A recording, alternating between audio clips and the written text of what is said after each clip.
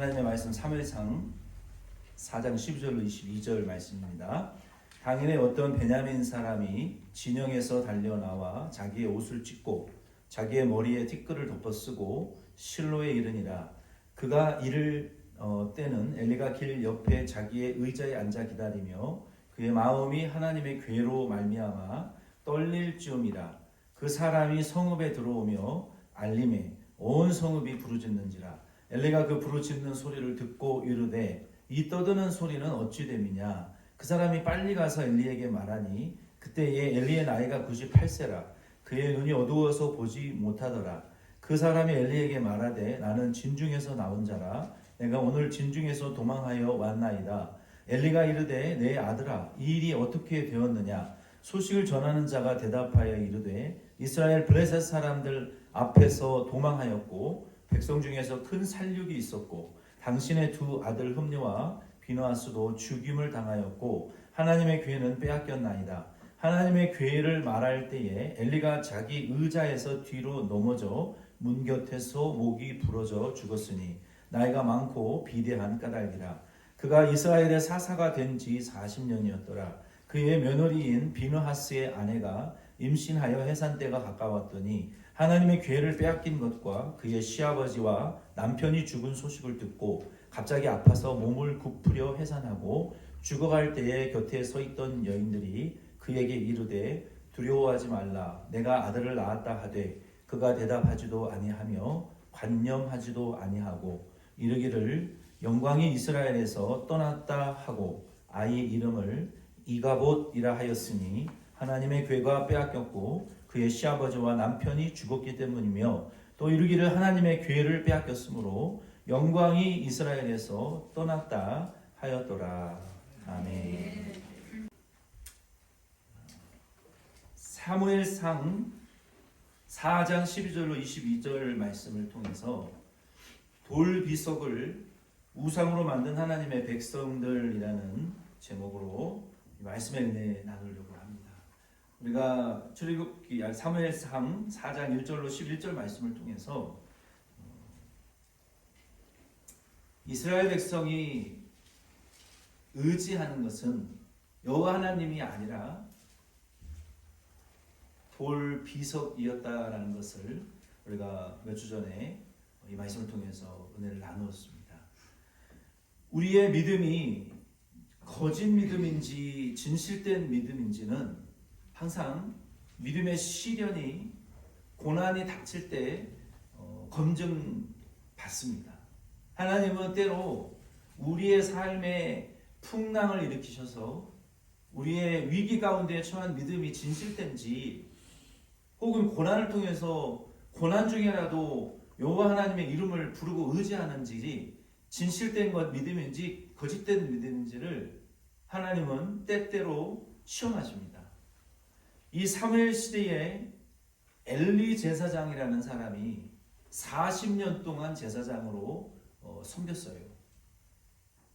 백성을 인도했다라고 본문 말씀은 말하고 있습니다. 근데 그 인도했다라는 원어의 의미는 아주 포멀한 의미로 제사장으로서의 사역을 40년을 했다라는 아주 형식적인 의미로 사용되어졌지 영적인 영향력을 바르게 미친 리더십이 있었다라는 의미로는 쓰여지지 않았어요. 그래서 엘리는 그의 인생을 40년 제사장으로 살았고 그의 두 아들들도 제사장이 되었습니다. 엘리는 그러한 제사장으로서 쓰임을 받았고 그의 아들들은 하나님 앞에 너무나 중한 죄를 지었기 때문에 아버지보다 일찍 죽임을 당할 수밖에 없었어요. 그것이 하나님이 그들을 버리시고 제사장일지라도 쓰시지 않는 리더들도 분명히 존재한다는 것을 우리가 성경을 통해서 바라볼 수가 있는 것입니다. 그의 리더십은 참으로 여러 가지의 문제가 많이 있었어요. 본문 말씀을 통해서 이 엘리의 리더십 아래에 있었던 구약 교회의 문제점을 통하여 오늘 저와 여러분들이 그리스도인으로서의 그 바른 믿음을 세워나갈 수 있기를 소망합니다. 가장 큰 문제점은 무엇이었을까요? 오늘 말씀의 제목과 마찬가지로 하나님의 괴, 그 돌 비석을 하나님으로 전락시킨 문제, 이것이 엘리의 리더십의 문제였고, 오늘날 한국 교회나 미국 교회도 하나님이 아니라 돌, 비석, 무엇입니까? 교회의 건물, 교세,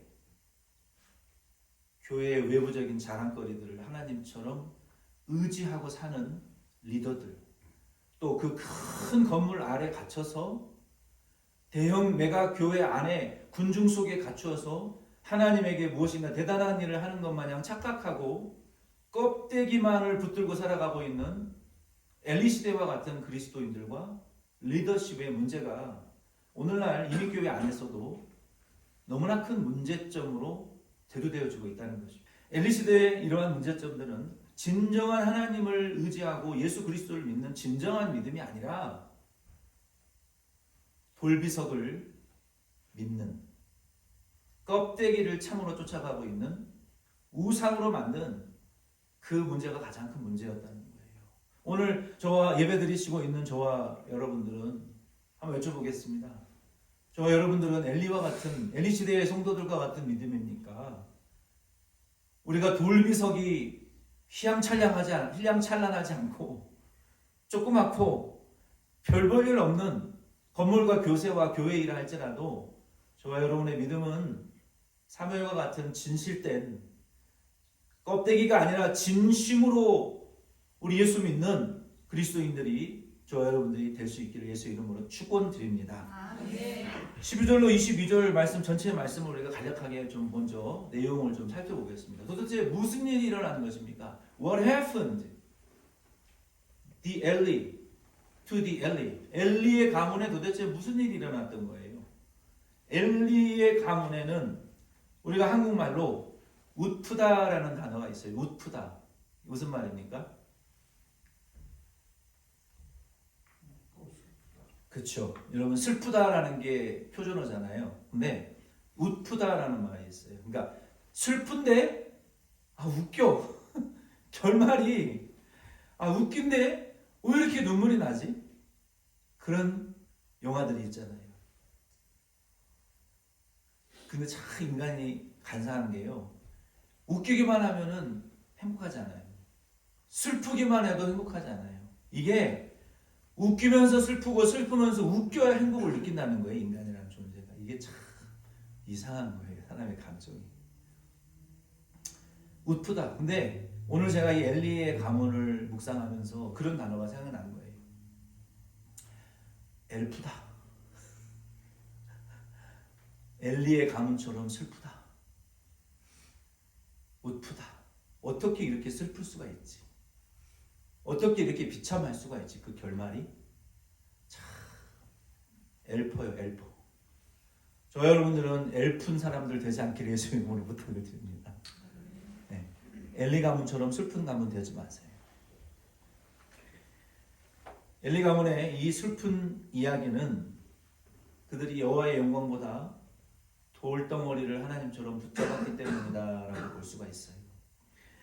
1절로 11절 말씀에 보게 되면 블레셋과의 전쟁에서 이스라엘과 엘리는 여호와 하나님보다 돌비석을 더 앞세우고 신뢰를 했어요. 처음에는 전쟁이 지니까 이스라엘 엘리와 이스라엘 리더들이 어떻게 얘기를 했습니까? 우리가 저기 여호와의 법궤를 앞세우지 않아가지고 전쟁이 졌나 보다. 그건 아니거든요.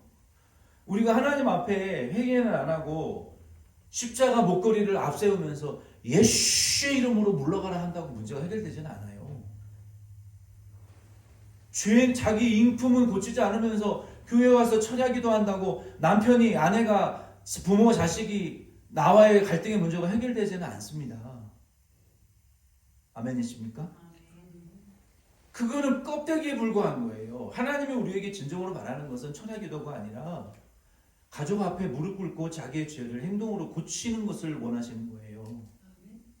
하나님이 우리에게 진짜 원하시는 것은 나무 십자가를 가지고 예수의 이름으로 축사하는 것이 아니라 하나님 앞에 진심으로 자기의 죄를, 오른손으로 지은 죄를 오른손을 잘라내는 것과 같은 고통을 가지고 회개하기를 바라시는 거라고요. 아멘이십니까? 그거 안 하고 나무 십자가 아무리 100번 1000번 들이밀고 철야기도 1000일을 해보십시오. 문제가 해결되나?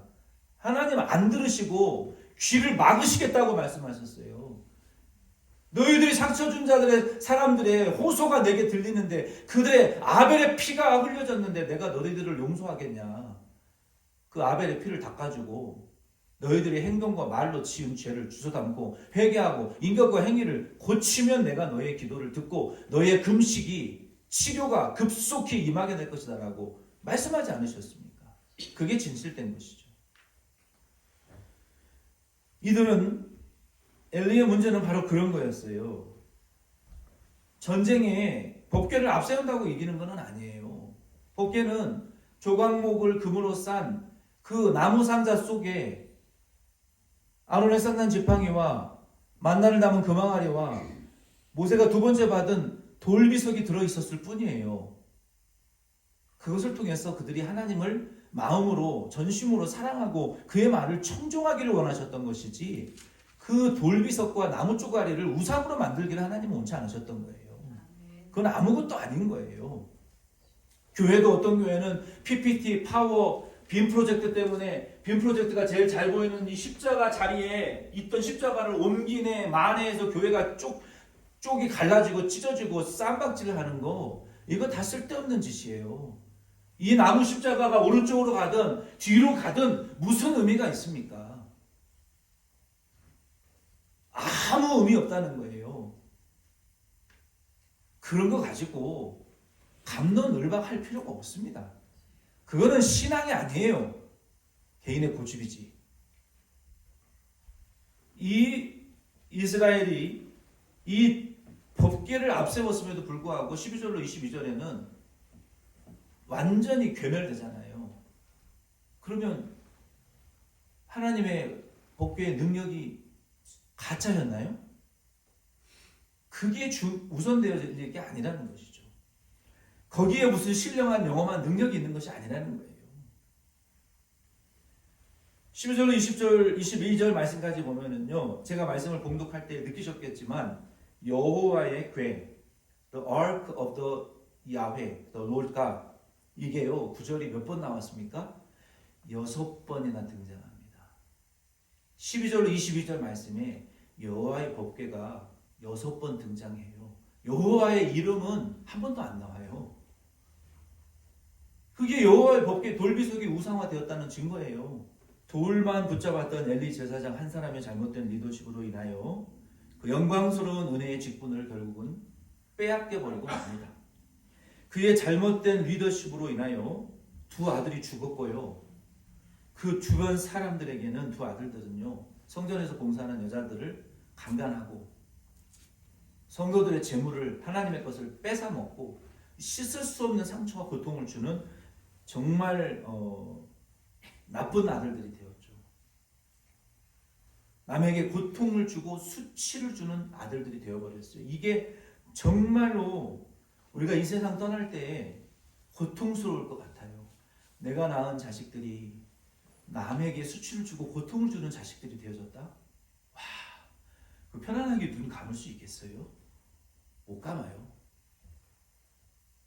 남의 영혼을 살려내고 유익을 주는 자식들이라면 좋겠지만 다른 사람들의 것을 빼앗아 먹고 고통을 주고 수치를 주는 그런 범죄자가 되어 있다면 단 하루도 살고 싶은 의지가 생기지 않을 것 같아요. 저 같으면. 엘리는 그렇게 됐어요. 그로 인하여 국가적인 명성이 땅바닥에 떨어졌어요. 하나님의 군대가 블레셋에게 패배를 당하고 하나님의 선택받은 백성이었던 이스라엘 민족은 하나님의 도우심을 받지 못하는 버림받은 불쌍한 민족이 되어져 버리고 말았습니다. 엘리의 관심사는 하나님이 아니라 그 돌덩어리에만 있었어요. 엘리에게 이스라엘의 패전의 소식을 전한 전령 역시 그가 말한 말의 뉘앙스를 살펴보면 하나님의 궤에 온통 목숨을 걸고 있었어요. 다른 건 다 필요 없고 하나님 궤 뺏겼다는 소식밖에 안 전했어요. 그 전령도 하나님이 아니라 돌덩어리에 관심이 있었던 거예요. 온 이스라엘 백성 역시 하나님보다는 법궤가 진이의 마술상자와 같은 영험한 능력이 있는 것으로 착각했어요. 이것은 신앙이 아니라 우상입니다. 종교입니다. 18절 말씀에 보면은 엘리는 98세에 하나님의 괴를 빼앗겼다라는 소식을 듣고 놀래 넘어지면서 몸이 비대했기 때문에 목이 부러져서 죽었어요. 이게 얼마나 비참하고 창피한 죽음입니까? 성경 어디에 봐도 엘리가 아들들이 범죄했을 때 놀래 자빠졌다라는 기록이 없어요. 저와 여러분들이 언제 놀래 자빠져야 됩니까? 돌덩어리 때문에 놀래 자빠져야 됩니까? 하나님 앞에서 죄를 지었다는 소리에 놀래 자빠져야 됩니까? 우리가 놀래 자빠져야 될 일은 돌이 아니에요. 우리가 우리 자식들 때문에 놀래 자빠져야 될 문제는 그들이 범죄했다는 소식을 듣고 하나님을 기쁘시게 하지 못했다고 했을 때 놀래 자빠지실 수 있는 저와 여러분 되길 바랍니다. 돈 많이 벌었다고 놀래 자빠질 필요 없고요. 돌비석 많이 모았다고 놀래 자빠질 필요 없어요. 요즘은 돌비석이 아니라 비트코인을 모으고 주식을 모으고 은행 어카운트를 모으잖아요. 세상의 권세를 모으잖아요. 아름다운 다이아몬드 반짝반짝거리는 걸 모으잖아요. 그런 것 때문에 놀래 자빠지시지 마시고 자식들이 하나님 앞에 예배를 범하고 말씀을 떠나고 죄를 지을 때 놀래 자빠지실 수 있는 저와 여러분 되길 바랍니다. 그래야 소망이 있어요.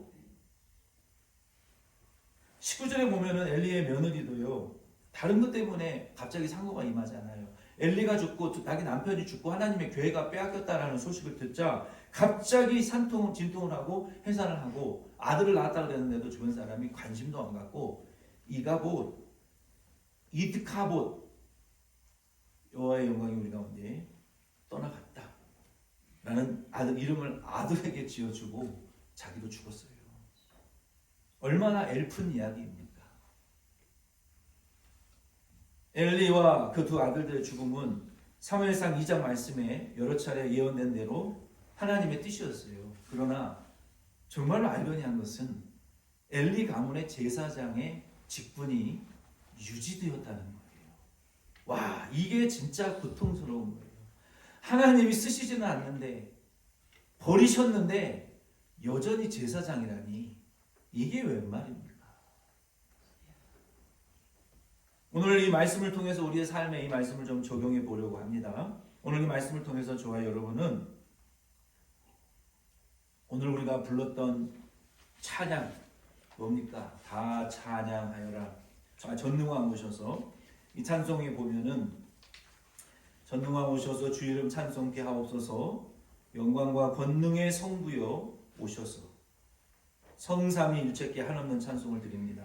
존귀한 주님을 영광 중 배웠고 우리가 교회 모여서 하나님의 영광을 봐야 돼요. 하나님의 영광의 임재를 경험해야 돼요. 우리가 기도할 때 하나님의 영광스러운 임재를 사모하고 기대해야 돼요. 내 눈 주의 영광을 보내 모든 열방 주볼 때까지라는 이 찬양도 우리 빛나는 이 영광이 우리 교회와 예배와 우리의 삶에 주님의 권능의 팔과 얼굴이 그 영광이 우리 가운데에 비춰주시기를 바라는 열망하는 찬양 아니겠습니까? 우리가 하나님 앞에 설 때 하나님 나는 추하고 나는 준비가 안 됐고 자격이 없고 나는 정말로 한심하기 짝이 없는 존재이지만 하나님의 영광을 우리에게 비춰달라고 우리 교회에 그 영광이 임해달라고 우리의 가족과 우리의 자녀와 이 일터 속에 주의 영광스러운 임재가 임하게 해달라고 여러분 사모하시는 저와 여러분 되길 바랍니다. 뭐를 사모하고 우리가 살아야 되겠습니까? 이 세상에 영광스러운 존재가 어디 있어요? 우리의 삶을 밝혀주는 것이 무엇입니까? 하나님의 임재하심이 우리 가운데 임할 때 영광이 임할 때 우리 존재가 살아나는 거 아니겠습니까? 오늘의 말씀을 이제 우리 삶에 적용하면서 저와 여러분들이 엘리와 같은 엘리의 가문과 그 시대 이스라엘 백성들과 같이 내가 지금 하나님의 영광 말고 돌피석과 같이 우상으로 만들어 놓고 섬기는 대상이 무엇인지를 여러분 구분하시고 그것을 오늘의 말씀을 통해서 예수의 이름으로 처단하시고 제거해내실 수 있는 저와 여러분 되길 바랍니다. 그거 제거하셔야 돼요. 돌비석 우상을 잘라내셔야 돼요. 요 하나님의 영광을 여러분 임재를 사모하시고 나머지 거는 잘라내세요. 첫 번째 법궤를 받았을 때 금송아지를 만들어 놓고 우상을 여기 이 금송아지가 너희를 구원해낸 여호와다라는 말을 듣고 모세가 기가 막혀서 계명을 깨뜨리고 그 금송아지를 갈아서 그들에게 마시우고 레위인들에게 칼을 차고 여호와의 편에 설 자는 서고 그러지 못할 자는 반대편에 서라. 레위인들이 칼을 들고 반대편에 선 자들을 죽였던 것처럼 내 식구지만 소중한 것이지만 여호와 하나님의 편에 서지 못하고 우상 숭배하게 하는 사랑하는 사람이라 할지라도 하나님 앞에서는 아브라함과 같이 우상은 제거하셔야 돼요. 아멘이십니까? 하나님 앞에 다른 우상이 있을 수가 없어요. 그 돌비석이 무엇인지는 모르겠어요. 자기의 돌비석이 있을 거예요. 하나님 말고 다른 우상들이 존재할 것입니다. 그것을 마음으로 하나님 앞에 잡아 받쳐 올리셔야 돼요. 제거하셔야 돼요. 2025년이 가기 전에 제거하시길 바랍니다. 그게 건물입니까? 그 돌비석이 돈입니까? 그 돌비석이 사람입니까? 그 돌비석이 어떤 세상의 무엇인지는 모르겠지만 그거 하나님 아닙니다. 우리 하나님만이 삼일체 하나님만이 참 하나님이에요. 예배를 받으시는 분이 그분이고 찬양을 받으시는 분이 그분이고 우리의 입술의 기도에 응답하시는 분이 그분이지 돌비석이 아니라는 것을 착각하지 마시길 바랍니다. 두 번째는 종교화되고 형식화된 믿음을 버리고 하나님을 계명대로 사랑하시고 하나님을 이용하려고 하지 말고 하나님의 뜻은 순종 안 하고 법궤만 앞세우면 블레셋 전쟁에서 승리할 줄로 착각했던 그 위선적이고 역겨운 이스라엘 민족을 하나님 바라보실 때 너희들이 나를 이용해 먹으려고 하느냐? 내가 말하는 것은 믿음이다. 진실함이다. 거짓됨을 버려라. 나를 이용해 먹으려고 하지 말아라. 하나님 이용해 먹으려고 하면 안 돼요. 하나님의 이름을 마술상자처럼 필요할 때만 이용해 먹으려고 하시는 것은 신앙이 아닙니다. 도리어 우리가 성령 하나님에게 피동되어져야 돼요. 그러니까 이용당해야 돼요. 성령 하나님이 나를 쓰셔야 돼요. 우리는 쓰임받아야 되지 우리가 하나님을 이용하려고 하면 안 되는 거예요. 이용당하는 분도 아니지만 성령 하나님의 도움과 예수 그리스도의 진리로 아버지 하나님을 신령과 진정으로 경배하는 저와 여러분 되길 바랍니다. 첫째는 뭐예요? 돌비석을 제거하시길 바랍니다. 두 번째는 종교화되고 형식적인 믿음을 버리고 진실된 믿음으로 성령에게 쓰임받고 경배하는 저와 여러분들이 되셔야 돼요. 아멘이십니까? 아멘. 그럴 때 우리 교회가 뜨거워지고 부흥될 수 있어요. 세 번째는 교회는 천국 자식의 자격을 갖추고 이중적인 태도를 벗어내는 진실한 사람이 저와 여러분들 될 수 있기를 바랍니다. 마태복음 23장 15절로 17절 말씀에 저는 요즘 왜 이 말씀이 이렇게 은혜가 되는지 모르겠어요. 이렇게 말씀하셨어요. 화 있을진저 의식하는 서기관들과 바리새인들이여 너희는 교인 한 사람을 얻기 위하여 바다와 육지를 두루 다니다가 생기면 너희보다 배나 더 지옥 자식이 되게 만드는도다. 화 있을진저 눈먼 인도자여 너희가 말하되 누구든지 성전으로 맹세하면 아무 일 없거니와 성전에 금으로 맹세하면 지킬지라 하는도다. 어리석은 맹인들이여 어느 것이 크냐 그 금이냐 그 금을 거룩하게 하는 성전이냐. 하나님이 이스라엘 백성들에게 너희에게 법궤를 주신 분이 더 크냐 돌비석이 더 크냐 그렇게 말씀하신 거나 마찬가지 아닙니까? 하나님이 임재하시는 임재와 영광이 더 크냐 그 껍데기 돌 성전이 더 크냐 무엇을 붙들고 있느냐. 하나님의 임재는 상실한 채 돌덩어리만 붙들고 있는, 그러니 산과 들을 바다를 건너서 교인 하나를 하나님이 교회에 전도해 놓으면 그 사람을 천국 자식으로 만들어야 되는데 오늘날 교회라는 기관이 세상 안 믿는 사람들보다 더 악한 악종을 만들어내는 기관이 교회가 돼버렸다는 거예요. 오늘 우리 덴버션 장로교회는 저와 여러분들은 우리 숫자는 작더라도 지옥 자식 만들어내는 기관이 되지 말고 천국 자식 만들어내는 교회가 될 수 있기를 예수의 이름으로 축원드립니다. 그게 목회의 다지, 교회의 존재의 목적이지. 매일 모여서 예배해도 천국 자식 못 되면 그거 교회로서 기능 못하는 거예요. 아무리 화려하고 아름다운 건물이 돼도 숫자가 많아도 그 중에 천국 자식 하나도 없으면 지옥 자식의 미팅밖에 더 나는 거예요.